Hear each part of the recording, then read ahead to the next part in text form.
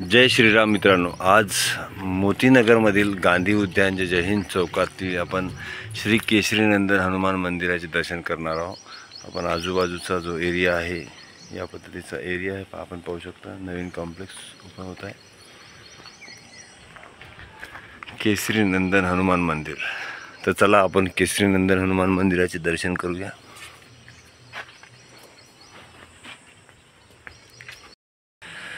आपण मंदिराच्या आतील दर्शन करूया। भव्य असा सभा मंडप आहे। प्रभू श्री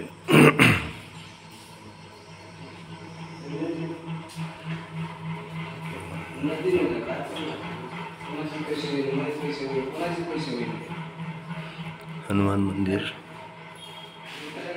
सुंदरशी अशी हनुमान मंदिर।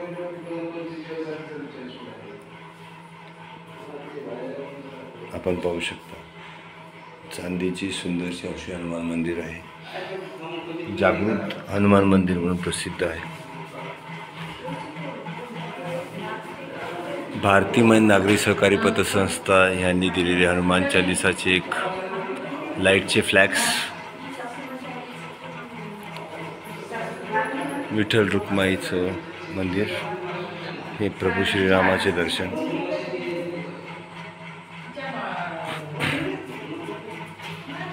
एकाच मंदिरात पूर्ण गणपती बाप्पा, गणपतीचे दर्शन सुद्धा आहेत।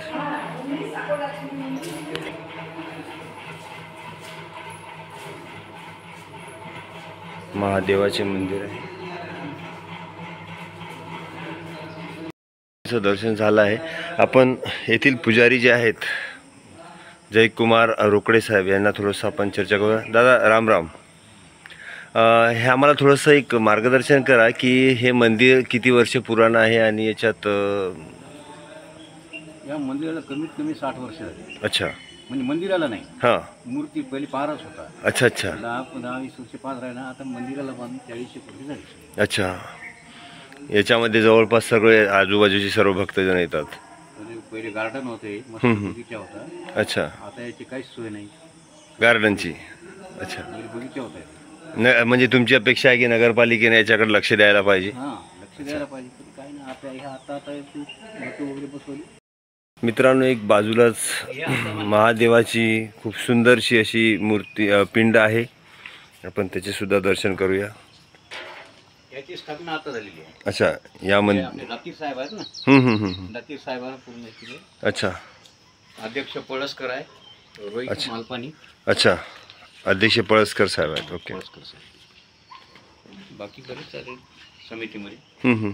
आपण पाहू शकता महादेवाची सुंदरशी पिंड। उत्तमराव शिंदे उपाध्यक्ष। सनातन धर्माचा प्रचार व प्रसार करण्यासाठी श्री अयोध्या रामायण मंडळतर्फे संगीतमय सुंदरकांड, पाठ, भजन एवं महाआरती आहे। तरीही कोणाला जर सुंदरकांड म्हणायचे असेल तर त्यांनी खालील नंबरवर संपर्क करावा। आणि सर्वात महत्त्वाचे म्हणजे हे सुंदरकांड पूर्णपणे फ्रीमध्ये आहे।